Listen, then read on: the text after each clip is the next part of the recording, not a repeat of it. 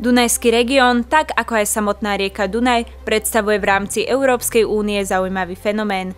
Ide o región, ktorý spája zakladateľské štáty Európskej únie s novými štátmi, ktoré len nedávno prešli cestou ekonomickej a spoločenskej transformácie.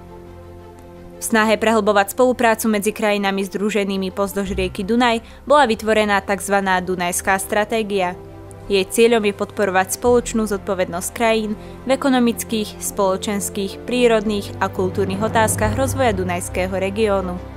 Koordinovaný prístup k spoločným problémom umožní ich efektívnejšie a nákladovo výhodnejšie riešenie a dovolí naplno využiť nebývalý potenciál Dunajského regiónu.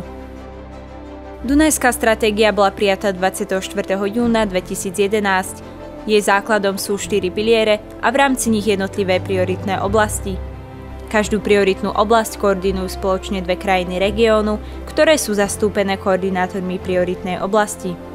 Tí zabezpečujú implementáciu stratégie s podporou inštitúcií Európskej únie a v spolupráci s členmi riadiacej skupiny.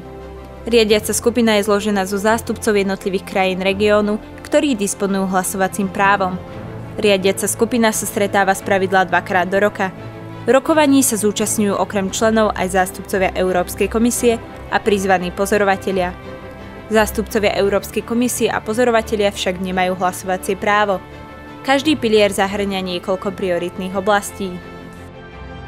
Prvý pilier – prepojenie Dunajského regiónu, zlepšenie mobility a prepojenia, podpora udržateľných zdrojov energie, podpora kultúry a cestovného ruchu. Druhý pilier – ochrana životného prostredia v Dunajskom regióne, obnova a udržanie kvality vôd, riadenie environmentálnych rizík, ochrana biodiverzity krajiny a ochrana kvality vzduchu a pôdy.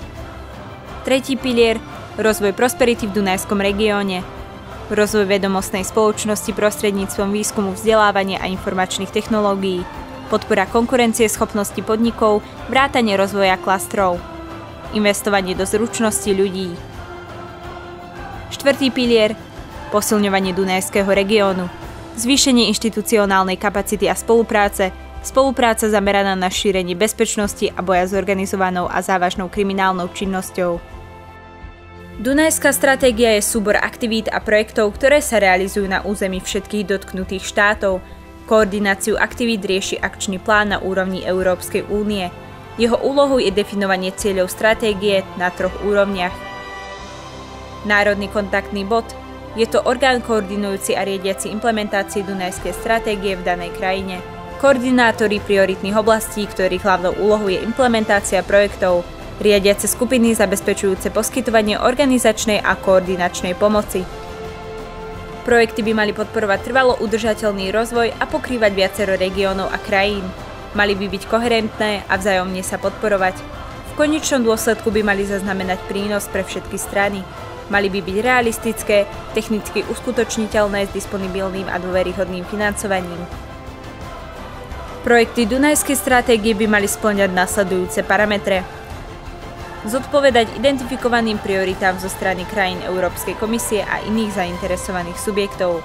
Nadväzovať na ďalšie politiky a iniciatívy Európskej únie, ako napríklad Stratégia Európa 2020, Stratégia trvalo udržateľného rozvoja, územná súdržnosť, transeurópske siete a podobne. Vplývať na Dunajský makroregión alebo aspoň na jeho významnú časť s prioritným zameraním na cezhraničné projekty. Podporované budú aj projekty, ktoré budú realizované len v jednej krajine, avšak ich dopady budú mať nadnárodný charakter. Reálnosť.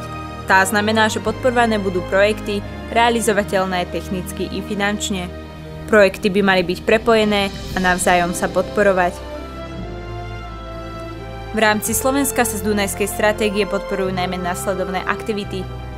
Spájanie Dunajského regiónu, ochrana životného prostredia v Dunajskom regióne, budovanie prosperujúceho Dunajského regiónu. Dunajská stratégia vychádza s cieľom nevytvárania žiadnych nových foriem financovania, žiadnej novej legislatívy a žiadnych nových inštitúcií.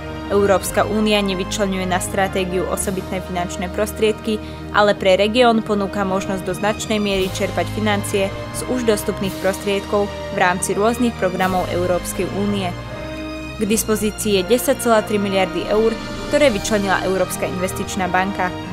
Z toho je až 8,8 miliard eur pre členské štáty Európskej únie.